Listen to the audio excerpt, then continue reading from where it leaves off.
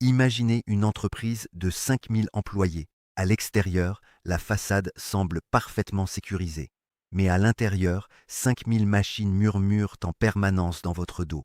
Même en veille, vos ordinateurs, smartphones et objets connectés envoient des requêtes. C'est la fuite passive. Pour un attaquant extérieur qui pratique l'OSINT, cette télémétrie est une mine d'or. En écoutant simplement ce bruit de fond, il peut cartographier vos logiciels, vos serveurs internes, vos prestataires et vos vulnérabilités, sans jamais avoir tiré un seul coup de feu. Affichage d'une console de capture de paquets montrant des requêtes DNS qui fuient. Dans notre première autopsie réseau, nous avons vu comment intercepter ce trafic sur une petite infrastructure avec IP-Fire et OPNsense.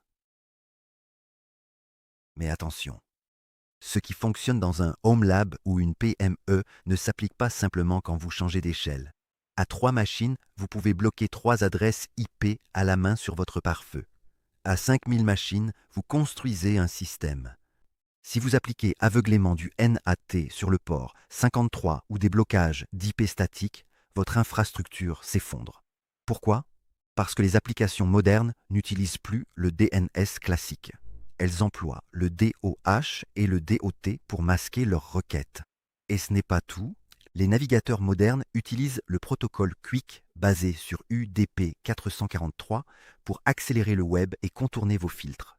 À grande échelle, la première étape consiste à bloquer le port UDP 443. Cela neutralise QUIC et force les applications à basculer sur du TCP 443 classique. Mais attention, bloquer UDP 443 ne bloque pas HTTPS. Vos applications peuvent toujours faire passer du DOH chiffré sur TCP 443. La simple gestion de règles réseau atteint ici ses limites.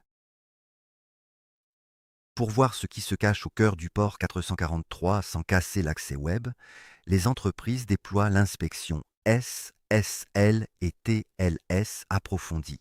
Le principe: déployer une autorité de certification racine privée sur les 5000 postes via GPO ou MDM.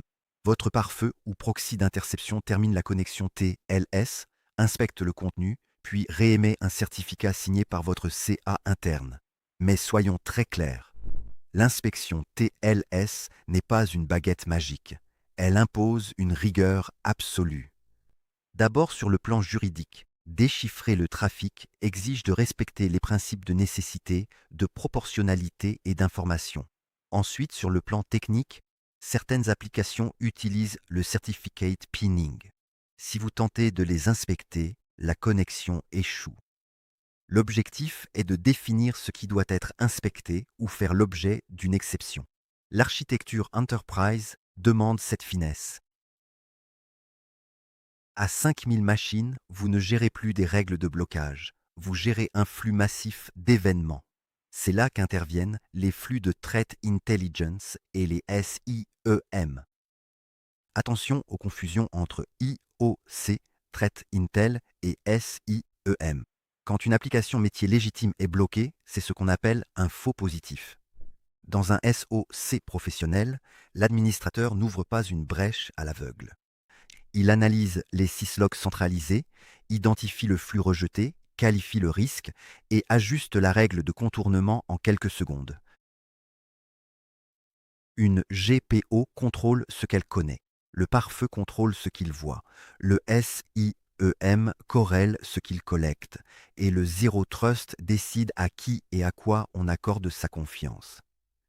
À 5000 postes, la sécurité consiste à construire un système capable de contrôler, de détecter et d'expliquer chaque communication en temps réel. Du particulier qui sécurise son Home Lab jusqu'au RSSI qui protège 5000 machines, le principe reste le même. Zéro trust. Rien ne sort sans autorisation.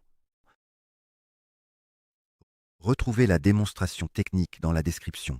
Abonnez-vous et on se retrouve très vite pour un prochain diagnostic.